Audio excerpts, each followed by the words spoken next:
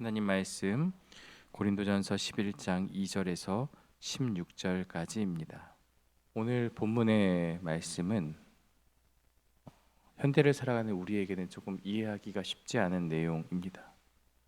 우리가 그냥 단편적으로 본문을 살펴보면 여자가 좀 열등하고 남자가 우월하다 이렇게 오해해서 해석을 할 수 있는데요. 그러한 말씀으로 주어진 것은 아닙니다. 이건 기능적인 측면이고 창조의 질서 안에서 설명하는 것이기 때문에, 또한 당시의 고린도 교회의 문화적인 맥락과 그 바울의 이러한 고백 속에서 우리가 시대적 상황을 생각하고 본문을 살펴봐야 한다는 거죠. 8장에서 10장까지는 우상의 제물에 대해서 이야기를 했어요. 모든 것이 다 가하나, 그러나 자기의 유익을 구하지 않고 남의 유익을 구하겠다라고 바울은 말하고 있어요. 먹든지 마시든지 무엇을 하든지 모든 것이 하나님의 영광을 위한 것이다. 우상 제물에 대해서 먹어야 되냐 말아야 되냐 이런 논란이 있었지만 그것은 사실 중요한 것이 아니다. 그러나 누군가가 그 먹는 것을 보면서 상처가 되거나 혹은 우상에게 섬기는 것으로 오해한다면 나는 먹지 않겠다. 내 유익이 아니라 남의 유익을 위해서 살겠다라는 것이 바울의 관점이었습니다. 이제 11장부터의 말씀은요, 공예배와 관련된 여러 가지 무질서한 행위들에 대한 바울의 권면의 내용인데요. 여자가 머리에 너울을 쓰는 문제에 대한 것이죠. 당시 고린도의 문화적인 맥락과 창조 질서를 우리가 생각하면서 본문을 살펴봐야 합니다. 먼저 2절에 보면 너희가 모든 일에 나를 기억하고 또 내가 너에게 전하여 준 대로 그 전통을 너희가 지킴으로 너희를 칭찬하노라. 사실 3절부터는 쭉 책망이 들어가는데요, 책망에 앞서서 고린도 교인들이 그래도 바울이 전한 그 전통, 바울이 전한 전통이 바울의 개인의 의견이 아니죠. 하나님의 복음을 전했고 그 진리의 말씀을 전했기 때문에 먼저는 고린도 교인들이 말씀 위에 굳건히 서서 살아왔다는 것을 칭찬을 하고 있어요. 복음을 너희가 지켰다라고 말을 하죠. 그런데 3절부터는 이 그러나라는 단어로 시작하면서 너희가 잘못하고 있는 문제에 대해서 분명하게 가르쳐주고 있어요. 알아야 할 것이 있다. 그게 무엇입니까? 머리됨의 질서입니다.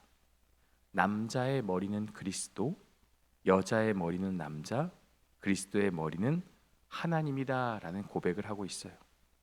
여러분, 이것이 우열이나 가치의 차이를 말하는 것이 아니라 기능적인 질서라고 쉽게 이해하면 되겠습니다. 그리스도의 머리는 하나님이죠. 그리스도가 열등하다는 게 아니죠. 동등하신 분이죠. 그러나 성육신하여 이 땅에 오셨기 때문에 그것에 대해서 지금 이야기하고 있는 거죠. 아버지의 뜻에 순종하시는 그런 관계 가운데 있기 때문에 이런 말씀이 기록이 된 거죠. 남자와 여자의 관계도 마찬가지입니다. 여자가 남자보다 가치가 낮은 것이 아니라 창조의 질서 안에서 기능적인 관계가 있는 거죠. 에베소서 5장에 보면 남편이 아내의 머리됨을 그리스도께서 교회의 머리됨과 같다라고 표현하고 있어요. 그 머리됨이 무엇을 의미합니까? 기능적으로 군림하고 억압하는 그러한 우월을 얘기하는 게 아니라 그 머리됨은 희생과 섬김의 머리됨이죠. 그 머리됨이라고 하는 것은 남편이 아내의 머리 된다고 하는 것은 내가 기능적으로 우월해서 너를 하대하고 그렇게 하는 것이 아니라 나는 이 아내를 위해서 희생하고 섬기겠다는 그 그리스도의 머리됨도 마찬가지죠. 십자가의 죽으심을 상징하고 있잖아요. 그러한 희생과 섬김의 머리됨이지 이것은 결코 여자가 열등하거나 남자가 우월하다는 본문의 내용은 결코 아니라는 거죠. 그래서 4절부터 그 얘기를 하고 있어요.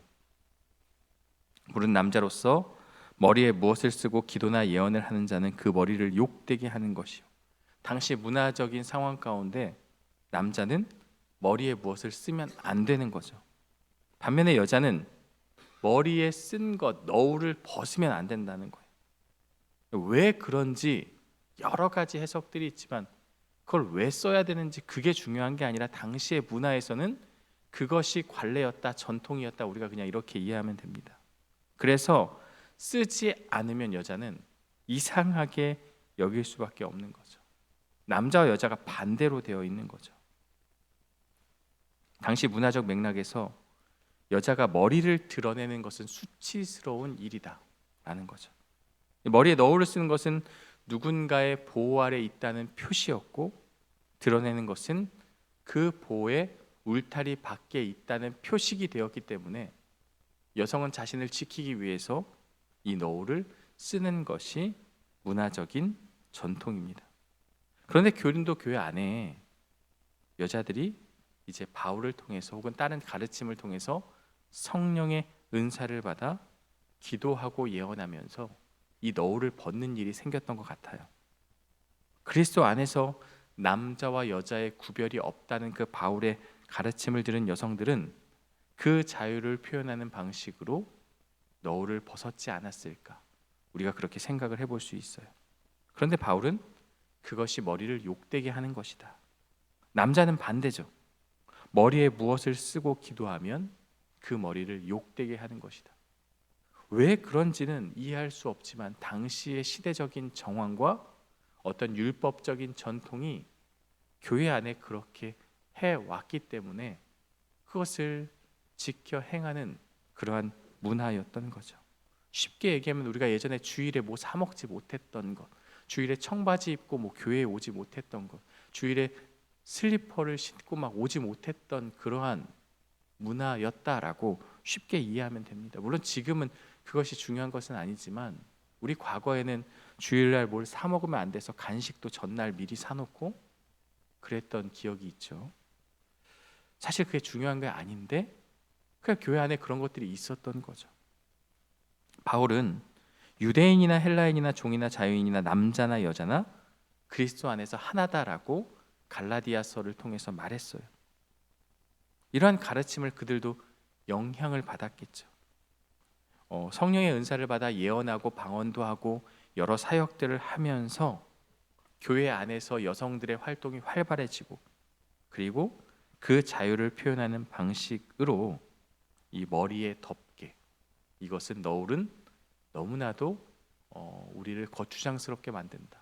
여성들의 마음 가운데 그게 있었던 거죠. 그래서 맨 머리로 활동을 했다라고 볼 수 있습니다. 당시 교회는 매일 저녁 모여서 식사를 함께하는 긴밀한 가족 공동체였습니다. 그런데 교회 안에 여성들이 이 너울을 벗고 활동하는 것을 외부인이 볼 때는 교회가 문란하거나 무질서한 집단으로 오해하기 좋은 거죠.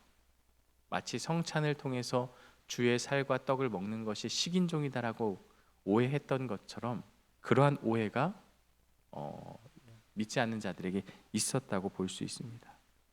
결국 바울은 교회가 사회적 지탄을 받거나 내부 혼란에 빠지는 것을 막기 위해서 여성들에게 이렇게 얘기하죠. 6절에 보면 만일 여자가 머리를 가리지 않거든 깎을 것이요 만일 깎거나 미는 것이 여자에게 부끄러움이 되거든 가릴지니라.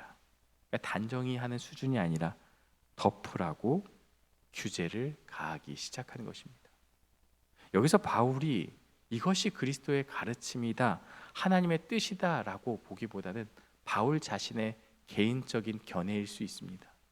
이것은 무엇을 얘기하냐면 이 일로 인해서 그것을 벗는 문제로 인해서 누군가가 실족하게 되고 누군가가 상처를 입고 누군가가 오해하는 상황들이 발생하기 때문에 그렇다면 우리가 그 전통을 지키고 가리는 것이 마땅하다. 지금 바울은 그 얘기를 하고 있는 거예요. 7절에 보면 남자는 하나님의 형상과 영광이니 그 머리를 마땅히 가리지 않거니와 여자는 남자의 영광이니라. 바울은 창조 이야기를 근거로 논증을 하고 있어요. 남자는 하나님의 형상, 그 영광. 그러나 이것은요, 범죄하기 이전에 아담에게만 해당하는 말씀으로 우리가 보아야 하는 거죠. 범죄 이후의 아담은 하나님의 형상을, 그 본래 형상을 잃어버렸기 때문에, 그러나 예수 그리스도 안에서 새롭게 창조된 자, 거듭난 자는 다시 하나님의 형상을 입게 되죠. 그리스도가 참 하나님의 형상이기 때문에. 그래서 그 얘기를 지금 다시 하고 있는 거예요. 여자가 남자에게서 났으며 남자를 위하여 지음 받았다는 것은 창세기 2장의 창조 질서, 그 순서를 그대로 이야기하는 거죠. 아담의 갈비뼈로, 그리고 하나님의 말씀으로 여자가 만들어졌고, 아담의 돕는 배필로 지음 받은 것은 분명하게 기록되어 있습니다. 그래서 10절에 보면 권세 아래에 있는 표를 그 머리 위에 둘지니라. 이 말은 그 머리 되는 남자의 보호 아래 여성이 있어야 한다라는 것을 말하는 거죠. 이것이 창조 질서이며 그 질서 안에 있는 것이 아름다운 것이죠. 남녀가 각자가 동등하나 우열이 아니라 남성은, 남편은 아내를 살펴주고 지켜주고 이끌어가는 그러한 기능적인 문제를 지금 이야기하고 있는 거예요. 그러나 11절에 보면 주 안에는 남자 없이 여자만 있지 않고 여자 없이 남자만 있지 아니하니라. 균형을 얘기하고 있어요. 창조 질서에는 차이가 있지만 주님 안에서는 남자 없이 여자만 있지 않고 여자 없이 남자만 있지 않다. 서로가 서로에게 필요한 존재다라고 말하고 있어요. 12절을 봐도 여자가 남자에서 난 것 같이 남자도 여자로 말미암아 낳습니다. 맞잖아요. 모든 어머니가 여자입니다. 그리고 모든 것은 궁극적으로 하나님으로부터 주어진 거죠. 창조 질서 안에서 기능적인 차이는 있으나 가치와 존엄성에서 남녀가 동등함을 선언하고 있습니다. 한쪽이 다른 쪽을 필요로 하지 않거나 우월하다는 생각은 잘못이죠. 오늘 시대에는 남자와 여자를 서로 가르고 서로의 기능적인 측면을 배제한 채 적대시하며 그렇게 이야기할 수가 있습니다. 하지만 그것은 하나님의 말씀을 잘못 오해하고 현대적인 잘못된 가치관이 들어온 거죠. 서로에게 필요한 존재고 반드시 함께 해야 한다는 것을 우리에게 말씀하고 있는 거죠. 한쪽이 다른 쪽을 필요로 하지 않거나 우월하다는 생각은 잘못이다라는 것을 바울이 가르쳐 주고 있어요. 그래서 13절에 스스로 판단하라. 여자가 머리를 가리지 않고 하나님께 기도하는 것이 마땅하냐. 바울은 스스로 너희가 한번 생각해 보라고 말하고 있어요. 그러면서 15절에 여자가 긴 머리가 있으면 자기에게 영광이 되나니 긴 머리는 가리는 것을 대신하여 주셨다. 자연이 여성에게 머리카락을 덮개로 주셨다는 것이죠. 자연스럽게 여성은 이 머리카락이 덮개가 된 거죠. 이것은 단순한 문화 관습이 아니라 창조 안에 심어진 질서를 반영하는 논지죠. 16절에서 논쟁하려는 생각을 가진 자가 있을지라도 우리에게나 하나님의 모든 교회에는 이런 관례가 없느니라. 이런 관례가 없다고 못을 받고 있어요. 이 본문이 논란이 많은 것은 사실이지만 핵심은 하나죠. 그리스도 안에서 자유를 얻었다고 해서 창조의 질서마저 무너뜨리는 것은 옳지 않다. 남자와 여자를 구별해서 하나님께서 창조하셨고, 그리고 남자를 여자의 머리로 주어진 것은 우월함과 권위, 어떤 그런 것들보다는 기능적으로 남성이 여성을 보호하고 그를 섬기는 그러한 의미로 우리가 볼 수 있는 것이죠. 그래서 그 회복된 질서 안에서 남자와 여자가 각각 자신의 자리를 지킬 때 하나님께 영광이 된다라는 것을 우리에게 가르쳐주고 있습니다. 오늘 본문은 이해하기가 좀 쉽지 않은 본문이지만 우리가 생각해 볼 것은 구원받은 우리에게도 질서가 있다는 것을 우리는 기억해야 합니다. 이들이 그 교회 안에 지켜왔던 전통, 이 모든 것들을 바울은 무시하거나 다 파괴하지는 않았습니다. 그 안에서 그 질서대로 해석하면서 분명한 가르침을 주고 있어요. 그리스도 안에서 우리가 자유를 얻었다는 것이 모든 것을 거부해도 된다는 의미가 아니죠. 유다서에 보면 천사가 자기 주의를 지키지 않고 그 처소를 떠난 것이 범죄였다고 말하고 있습니다. 그렇다면 피조물이 자신의 자리를 지키는 것이 가장 아름다운 모습이다라는 거죠. 남편이 아내의 머리됨은 굴림이 아니라 그리스도께서 교회를 위해 자신을 내어준 것과 같은 희생적인 머리됨이라는 거죠. 그래서 우리는 가정에서, 교회에서 나에게 주어진 자리를 하나님의 창조 질서 안에서 생각해야 한다는 거죠. 그리고 그 자리를 지키는 것이 내가 볼 때는 이거 아닌 것 같은데 라고 말하지만 그 질서를 지키는 것이 하나님의 뜻이요 영광을 돌림이 된다는 것을 기억하고 나에게 맡겨진 그 자리, 남편으로서, 아내로서 그 주어진 자리를 지키는 것이 바로 구원받은 자의 삶의 모습이라는 것을 우리에게 가르쳐주고 있습니다. 두 번째로 생각해 볼 것은 주님 안에서 남녀는 우월을 가리키는 것이 아니라 서로 돕고 의지하며 함께 살아가야 하는 동반자라는 것을 우리에게 가르쳐주고 있어요. 기능적인 차이는 있지만 그 가치와 존엄성 안에서는 동등하다는 거죠. 남자도 여자도 서로에게 필요하죠. 우리가 부부간에 살다 보면 어때요? 각자가 잘하는 것이 있고 서로가 서로에게 필요한 존재죠. 어떻게 보면 남자가 여자를 더 필요로 하는 것일 수도 있겠습니다. 그러나 어쨌든 서로가 서로에게 필요하고 또 함께 있을 때 더 아름다운 부부의 관계가 되는 것은 분명하죠. 왜냐하면 모든 것이 하나님에게서 났기 때문에 차이를 이용해서 한쪽을 억압하거나 무시하는 것은요, 창조 질서를 왜곡하는 것이기 때문에 서로 간에 존중하며 필요에 따라 우리가 서로의 필요를 따라 채워주며 함께하는 것이 필요하다는 거죠. 그래서 가정과 교회 안에서 서로를 귀히 여기는 것이 중요합니다. 남편은 아내를 더 연약한 그릇으로 알아 귀히 여기고 아내는 남편에게 순복하는 것이 그것이 바로 하나님의 창조 질서 안에 있다라는 것을 우리에게 가르쳐주고 있습니다. 오늘 말씀을 통해서 창조의 질서는 하나님이 만드신 것이요 그 질서를 따라 사는 것이 하나님께 영광이 된다라고 보았습니다.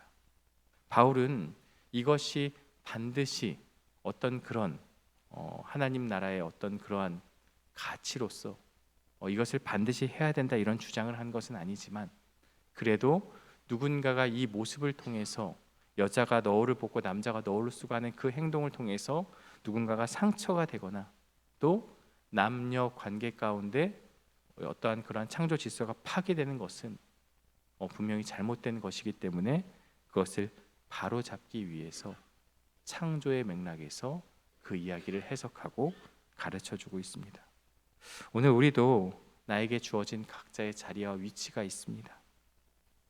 그러나 우리가 서로를 열등하게 여기거나 서로에게 우월감을 갖는 것이 아니라 각자의 기능의 차이가 있고 하나님이 남자는 남자대로 여자는 여자대로 만드신 이유가 있기 때문에 그 창조의 질서 안에서 서로에게 필요한 존재로 맡겨진 역할을 잘 감당하는 것, 그것이 바로 주님이 우리에게 주신 가르침이라는 것을 기억하고 이 말씀 그대로 살아가는 저와 여러분들 되시기를 주님의 이름으로 간절히 축원합니다.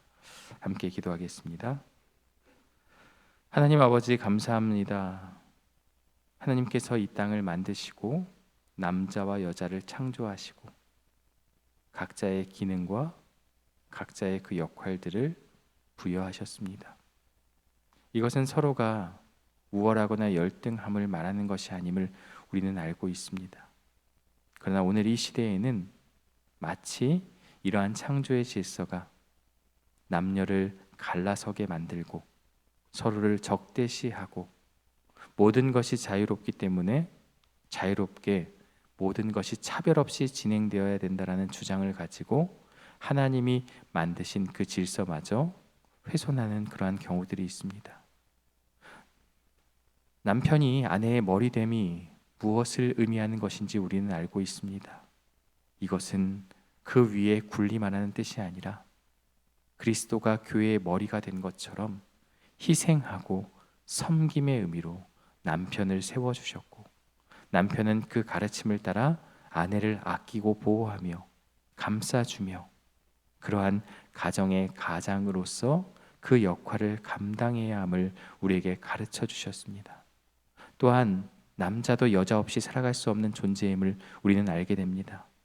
모든 어머니를 통하여 남자가 태어났듯 그 말씀을 기억하며 서로가 서로에게 필요한 존재로 각자의 역할을 감당하며 부족한 부분을 채워주는 그러한 창조의 질서를 따라 살아가는 우리 모두가 될 수 있도록 인도하여 주옵소서.